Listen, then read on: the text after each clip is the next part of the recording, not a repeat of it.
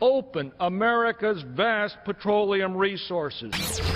The rivers will stop flowing, and the rains will become irregular, and the crops will fail, and you will die of hunger and starvation.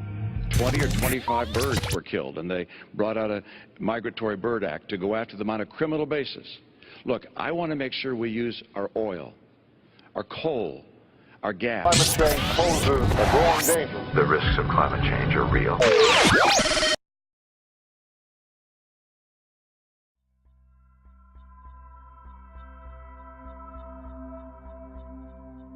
Animals. They're big and small, quiet and loud, solitary and social. They have feelings, they have opinions, and they have needs. They're just like us, if you think about it. So why is it that we act so superior? Most people will say it's because we are more developed. The higher species. Hey, we have thumbs. However, none of these attributes constitute how we as human beings are harming animal species. Every day, every minute, every second, more and more animals are feeling the effects of our expansion, our disregard for the wildlife that surrounds us. And every day, more and more animals are dying because of us. Now, some of you may be thinking, honestly, I don't really care. I don't care about an endangered bird. I don't care about the deforestation of the rainforest. I would like to let you in on a little secret. We are all connected, each animal and each human being. What happens to an animal directly and indirectly affects us. Thus, our harmful wildlife practices affect us too, in more ways than we'd like to imagine. At this point in history, it's hard to imagine not living like we do. It's hard to imagine life without cars, computers, electricity, plumbing. Now, as hard as that is to imagine, try to imagine our world without animals, trees, clean water, oxygen.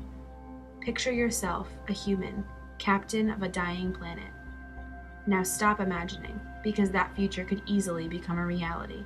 We live in an amazing new world, a world where technology reigns supreme and money talks.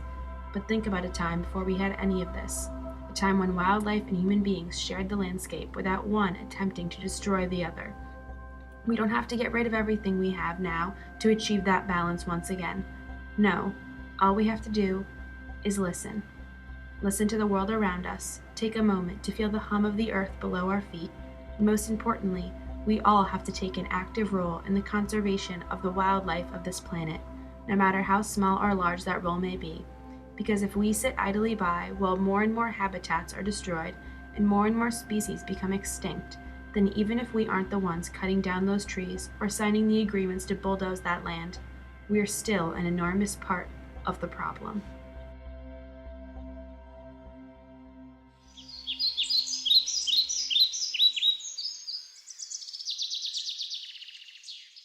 Really significant changes in habitat is from global warming or climate change, and we see some real distinct things happening that are changing the hatching times of animals, the birthing times of animals. It's changing the blooming times of plants, and we see some mismatches between when insects hatch and when plants that they would normally feed upon are blooming. Those kinds of changes are really significant. It's something that has to be addressed as quickly as possible. I think so much of the damage is already done, but we really need to stop the progression of global warming. The wildlife of our planet is threatened by many things every day, but the human population truly is its greatest enemy. Through the harmful practices that we enact, we are threatening, endangering, and killing animals around the world, some of which we will never even know existed, which induces disastrous effects on ecosystems around the world, harming billions of people in the process. As stated by Harvard biologist Edward Wilson, we now understand that the majority of life on Earth has never been and will never be known to us, and our present course will lead to the extinction of half of all plant and animal species by 2100. The threats facing wildlife due to destructive energy sources are serious, and you may be wondering if there is any solution to such a large problem. Luckily, there is a solution that not only benefits the environment, but also looks out for the welfare of human beings: green energy. It's important for this region, and it's important everywhere, to be honest with you. The world of energy efficiency, particularly renewables, is the one bright spot in the economy. It's been growing even through the recession. It's a job creator.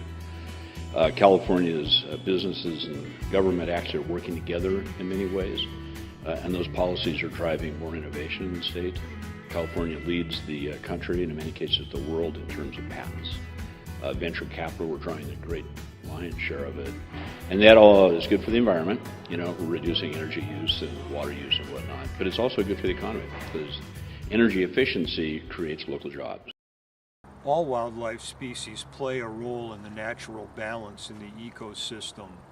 Some birds have been shown to eat insects, for example, that in turn, if not eaten, would prey on trees that are very important to us for making paper and lumber and other species.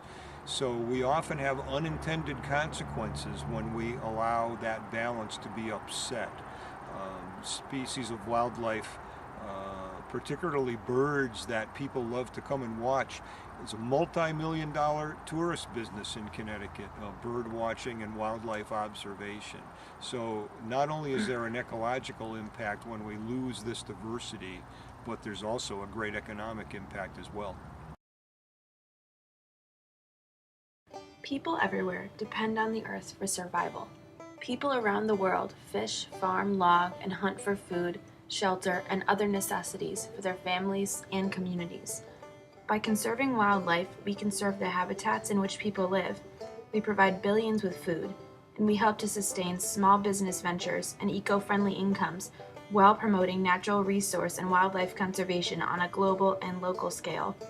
By saving animals, we save people.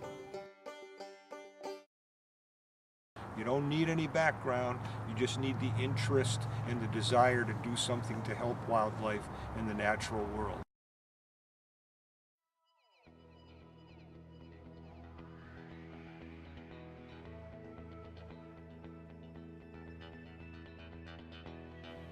Learning about wildlife conservation from a movie or a book is great, but taking that knowledge to the next level is where everything truly comes full circle. Getting involved in wildlife conservation is easy. You can do anything from becoming an environmental activist to volunteering in a local wildlife sanctuary. Actively conserving wildlife is all about passion. What you put into it, you will get back. The great thing about wildlife conservation is that anyone can do it. Any age, any location, no matter who you are, no matter where you are. All you have to have is passion. Anyone can write a letter to their state senator or start a petition asking for a greater effort to be placed on wildlife conservation in their own town. Or you could donate to causes like the World Wildlife Fund and other conservation-related projects. Finally, you can volunteer. Making a visible difference in your local community is the most rewarding and likely most beneficial way to conserve wildlife. Whether you're a 12-year-old Boy Scout or a senior citizen making birdhouses for a local park, every little bit helps.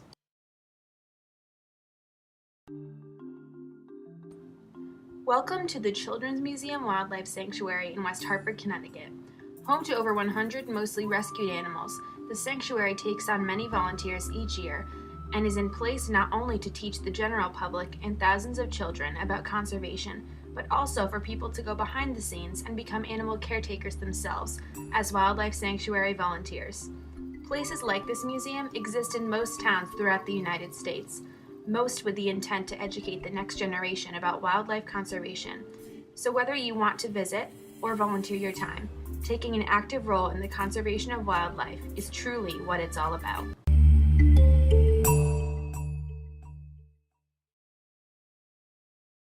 I would say just don't quit, because any little thing you do could make a difference, and that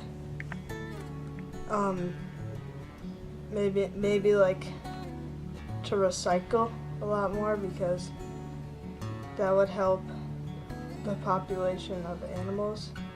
And if one race of animals becomes extinct, then the other types of animals that use that animal for food could become extinct until there's really nothing left.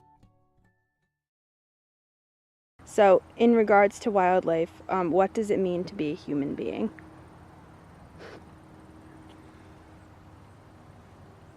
Human beings are a type of wildlife. We are a part of the natural environment and always have been for tens of thousands of years. And so we have to realize that our impact on the environment is the single most important factor affecting not only wildlife, but our clean air, our clean water, and all the other things that we need from our planet. And that's a very important thing for us to remember. Now, and especially after this election, probably the mantra that we're all in this together looms large, both in politics and policy here, locally and in our nation, but in terms of conserving biological diversity writ large. We're all in this together. We get these, benefits. It makes our world a nicer place to live within. How terrible it would be if, we've essentially left the world for our children and our children's children in such a depauperate state that it's nothing like, we experienced growing up and as adults. There are 7 billion people on the planet right now, on its way to 10 in the next century, and so we have a lot of important decisions to make on what legacy we want to leave for the future. When people stand together against an injustice, it is possible to change the world. But in order to bring people together, you have to take the first step on your own. You have to believe in your duty to protect the planet and all its inhabitants for the good of all living things, what it means to be a human being. Start today. Become a conserver of wildlife and join the mission to save the world, one animal at a time.